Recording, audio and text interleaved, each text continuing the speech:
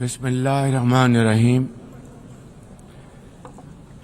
لیس البر ان تولوا وجوہکم قبل المشرق والمغرب ولكن البر من آمن باللہ والیوم الآخر والملائکۃ والکتاب والنبیین وآتى المال على حبه ذوي القربى واليتامى والمساکین وابن السبیل والسائلین فی الرقاب وأقام الصلاة وآتى الزکاة والمؤفون بعهدهم إذا عاهدوا والصابرین فی البأساء والضراء وحین البأس أولئک الذین صدقوا وأولئک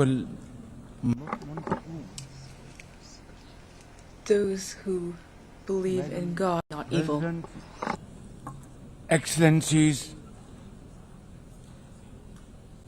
ladies and gentlemen, Assalamu alaikum and a very good morning. I wish to congratulate Her Excellency Annalena Baerbock on assuming the presidency of the 80th session of the United Nations General Assembly. I also commend Secretary General Antonio Guterres for his bold leadership of the United Nations in testing times. Ladies and gentlemen, our world is more complex today than ever before. Conflicts are intensifying, international law is being brazenly violated, humanitarian crises are multiplying, terrorism remains a potent threat, disinformation and fake news undermine trust, climate change threatens our very survival, and more so countries like Pakistan. Today, multilateralism is no more an option. It is need of the hour. Excellencies, Pakistan's foreign policy, guided by the vision of Quaid-e-Azam Muhammad Ali Jinnah, is based on peace, mutual respect and cooperation. We believe in the peaceful settlement of disputes through dialogue and diplomacy. Last year, from this very podium, I had warned that Pakistan would act most decisively against any external aggression. Those words of mine proved true. I hope it didn't. But then, that is destiny. When in May this year, my country confronted unprovoked aggression from our eastern front, the enemy came shrouded in arrogance. We sent them back in humiliation, delivering our bloody nose. Excellencies, India sought to extract political gains from a human tragedy by spurning my sincere offer of an independent international investigation into the Pahalgam incident.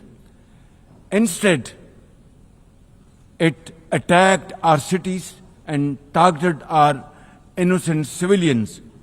When our territorial integrity and national security were violated, our response was in accordance with the right of self-defense under Article 51 of United Nations Charter.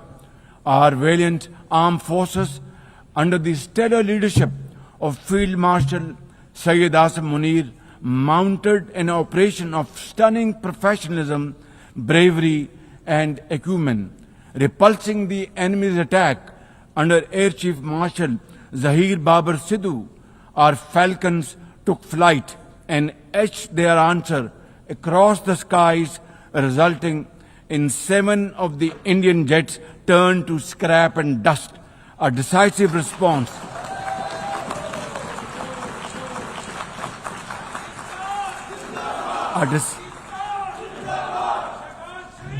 a decisive response to the aggressor that will echo through the annals of history. To the اعظم شہباز شریف کا general assembly سے خطاب جاری ہے. وزیر اعظم شہباز شریف کا قرآن کریم کی تلاوت سے خطاب کا آغاز. ماضی کے مقابلے میں آج دنیا بہت زیادہ مشکل میں ہے. Our path forward and their sacrifice shall never be in vain, inshallah, God willing. And to every Pakistani, you stood as one unbreakable wall, a bunyanum marsus. Excellencies, though in a position of strength, Pakistan agreed to a ceasefire facilitated by President Donald Trump's bold and visionary leadership. We express our deep appreciation to him and his team for their active role in bringing about the ceasefire. President Trump's efforts for peace helped avert a more threatening war in South Asia. Had he not intervened timely and decisively, the consequences of a full-fledged war would have been catastrophic. Who would have lived to tell what happened?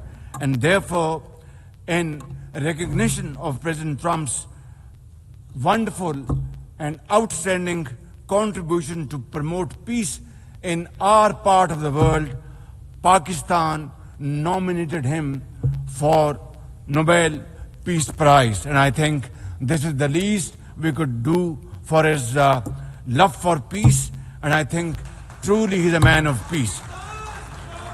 Ladies and gentlemen, we're also grateful to our friends and partners, including China, Turkey, Saudi Arabia, Qatar, Azerbaijan, Iran, UAE, and of course, UN Secretary General for extending their diplomatic support to Pakistan at this crucial time. Excellencies, we have won the war, and now we seek to win peace in our part of the world. And this is my most sincere and serious offer before this august assembly of the world nations. Pakistan stands ready for a composite, comprehensive and result-oriented dialogue with India on all outstanding issues. South Asia requires, ladies and gentlemen, proactive rather than provocative leadership.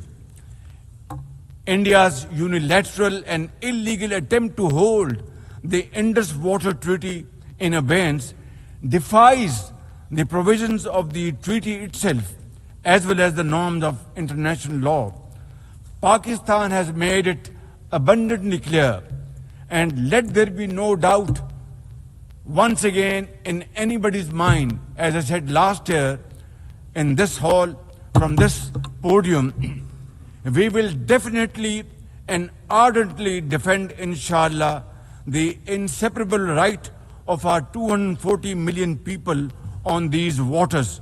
To us, any violation of this Indus Treaty represents an act of war. Ladies and gentlemen, through this august house, I wish to assure the Kashmiri people that I stand with them. The people of Pakistan stand with them. And one day soon, inshallah, India's tyranny in Kashmir will come to a grinding halt. Kashmir will gain its fundamental right to self-determination through an impartial plebiscite under the auspices of this very organization, United Nations. Excellencies, the plight of the Palestinian, most heart-wrenching tragedies of our times. This prolonged injustice is a stain on the global conscience and our collective moral failure. For nearly 80 years, the Palestinians have courageously endured Israel's brutal occupation of their homeland in the West Bank, each passing day brings new brutality, illegal settlers who terrorize and kill with impunity, and nobody can challenge them and question them. And in Gaza, Israel's genocidal onslaught has unleashed unspeakable terror upon women and children in a manner we have not witnessed in annals of history. In blind pursuit of its nefarious goals, the Israeli leadership has unleashed a shameful campaign against the innocent Palestinians, which history will always remember as one of its darkest chapters. But speak we must, Madam President, we must speak and speak loud and clear.